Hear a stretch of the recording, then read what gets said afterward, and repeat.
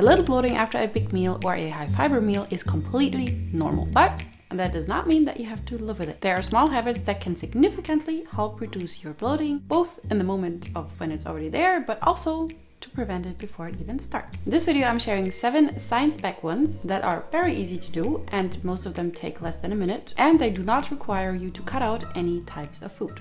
Let's get into it. Habit number 1, add carbonated spices to your meals. This one is so easy and so effective, and you can really get yourself used to doing that. I do that with almost every one of my meals. But first, what are carbonatives? Carbonatives are a group of spices and herbs that have been proven to significantly reduce gas and intestinal cramping, aka the type of pain that you get when you have trapped gas in your digestive system. The most effective of them all is caraway. In Germany, for example, we add caraway automatically, traditionally, to our cabbage salad, also known as Krautsalat. And there's a reason why we do that, because cabbage is notoriously gas producing, as you might know. And caraway directly counteracts that effect. But that's not the only one, because many people don't really like the taste of caraway. Cumin and ginger are 2 that I personally love the taste of, and they fit basically onto every meal, whether that's your beans, legumes, tacos with black beans, or your bean salad, but also just your veggie stir, whatever you're cooking, you can just add them in there.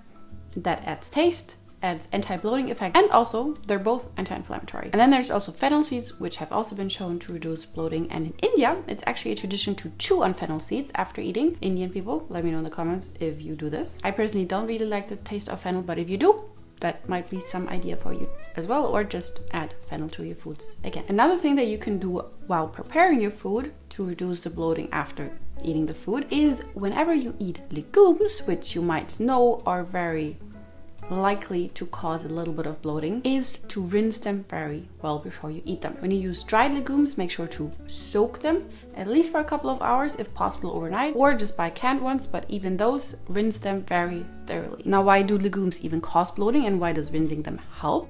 Well, legumes contain a lot of oligosaccharides, which is a type of fiber, so a type of carb that your body cannot fully digest, and your gut bacteria feed on that kind of fiber, which is a good thing, but by feeding on them, they ferment it, and that fermentation produces gas. And by soaking and then rinsing your legumes very well, you remove a significant amount of that compound that can produce gas without removing much of the benefits that legumes have. So don't avoid legumes just because you're afraid of getting bloated. Just make sure to rinse them very well and soak them if you use dried ones. Same thing goes, by the way, if you eat legume pasta like me. I eat legume pasta like every other day. And that also I started to rinse after cooking, because in the cooking water, there's also a lot of oligosaccharides in there. And by rinsing them off, you remove a little bit of that bloating producing carbohydrate as well. Now, what if though you've eaten your legumes, you forgot to add your spices, and now you're bloated? What can you do after eating? Well, you can take a so-called fart walk. You might have seen this trend on Instagram or TikTok, and this is actually a really good health trend. It's just a funny name, but it's actually what you do. I mean, walking, especially after eating, has a lot of benefits, but also it helps with reducing bloating because it releases any kind of air, gas that might have been stuck in your belly. And why does that help? Well, because by walking, the food that's in your stomach goes downwards quicker, which is helpful because if your food sits in your stomach too long, bacteria ferment that and produce gas again. So when your food goes too faster, there's less time for your bacteria to produce gas, so less bloating. But before you get confused, this does not mean that food actually leaves your body quicker, it just leaves your stomach quicker. So you do not get hungrier faster if you take a walk after walking, because this question I sometimes get, but then it ends up in your intestine and your body, your digestive system does the rest down there. And while this kind of sounds like a new trend, there's actually traditions that have been doing this for hundreds of years. For example, in Italy, they call it the le passeggiata. I hope I'm pronouncing this correctly, which is, a little fart walk after the meal. And in China, there's a proverb that says, take 100 steps after each meal and you'll live to 99. How long does that need to be? Not long. 10 minutes is totally fine. The longer the better, obviously, but after 10 minutes, you should see a good effect already. And that walking does not only help with reducing bloating that you already have, but also it helps with reducing stress, which is so often a very underrated cause of bloating and has nothing to do with what or how you eat. Now, why is that? Well, you might have heard of your nervous system having 2 different kinds of mode. fight or flight mode or rest and digest mode. But when you're stressed, your nervous system is in the fight or flight mode. So it is in the mode to fight or flight and not to rest and digest. And with that, digestion slows down or becomes dysregulated. And that again means that food has more time to ferment, and with that, more time to produce gas. Now, obviously, this is not a very small habit because you cannot just snap a finger and reduce your overall stress. But there are certain small habits that you can sprinkle into your day that help with stress regulation or nervous system regulation in general. I have a whole video about nervous system habits right here, but one of my absolute favorites that is so simple yet so effective and also proven by science, and that is a physiological sigh, where you just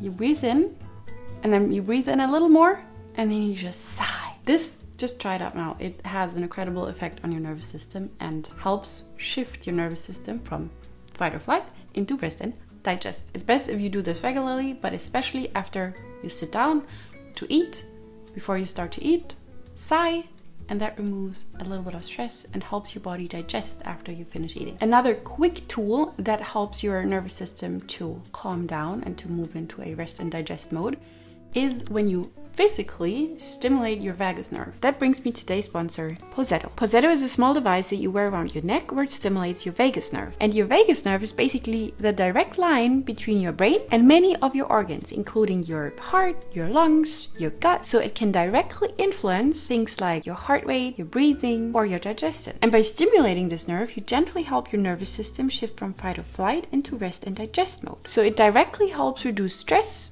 improve your digestion, and also to sleep better, which is why I like to use it a couple of minutes every night before I go to sleep. And then I really fall asleep like a baby, even if my mind was just racing an hour ago. And this is also supported by research. A study from last year found that vagus nerve stimulation significantly increased alpha brainwaves, which are linked to a calm, relaxed state and also reduced blood pressure. So I genuinely recommend you to try it out, which you can actually do completely risk-free thanks to Posetto's 30-day money-back guarantee. And of course, I got you a special discount if you use this QR code or the link in my description. My code Hannah is automatically already applied. Thank you so much to Posetto for sponsoring this video. Now, when you're stressed less, first, it directly helps your body to focus on digestion, but also when you're stressed, you tend to eat quicker and also to chew less. And both of these things, eating fast and not chewing thoroughly, increase bloating by a lot. And I know you might be tired of hearing this, at least if you've been watching my videos, because I say this in almost every of my videos, but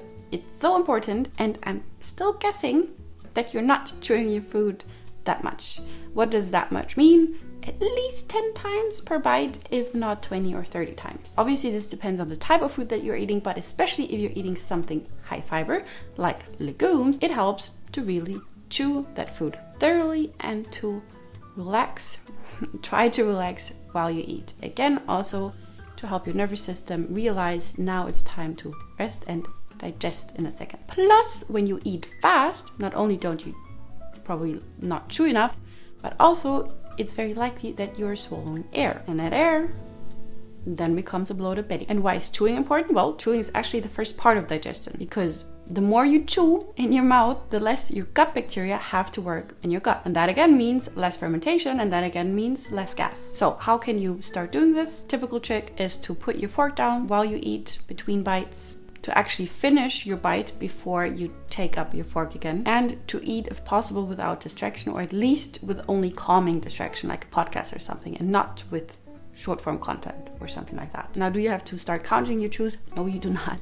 Just intuitively try to make it very soft in your mouth until there's basically any texture left, then swallow, then take your fork, take the next bite. This might be annoying in the beginning, but just takes a little bit of practice, and at some point it will be the most natural thing in the world. The next habit is super simple. Again, it is something you can get used to very easily. It does not take much time, and it's also something that I've started doing pretty much every day, and it's made a big difference in a lot of senses, but also in improving my digestion, and that is to drink herbal teas, specifically gas reducing or digestion supporting teas. You might have heard that, hot girls are drinking peppermint tea, and there's a reason for that, because peppermint is one of the most well-proven herbal teas that help you with digestion in general, but also with not being bloated. And this is especially helpful for the very, very uncomfortable kind of bloating where it actually hurts, because it helps to relax the muscles. Ginger is also very helpful, especially after you've had a very heavy meal, because it helps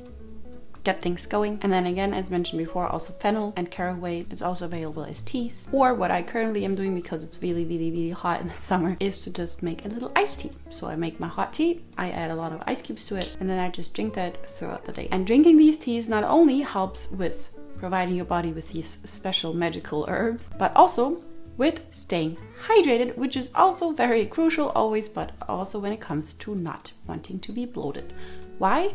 Well, first of all, when you eat a lot of fiber, that might produce a bit more gas, especially when you don't hydrate enough, because one of the types of fiber needs a lot of water because it binds water, and if it doesn't have that water available, that fiber stays in your gut and kind of slows things down. And again, the longer it stays in your gut, the more time your gut bacteria have to ferment that stuff, the more gases can be produced. And in general, water just keeps things going because it literally kind of flushes everything through in a good way, not in a diarrhea way. Now, if you've tried all of these habits and still feel like something's off, always when you feel like there's something really off, like a food intolerance or something different but more chronic, don't hesitate to talk to a doctor. These habits work when you're overall healthy, but if you have actual problems like food intolerances or IBS maybe, or SIBO, then obviously these habits are only going to get you so far. If you want to learn more about why you're even bloated, what possibilities are there, have a look at this video right here, which is my full bloating guide basically. Other than that, thank you so much for watching. I hope your belly's doing fine, and I will see you in my next video. Take care.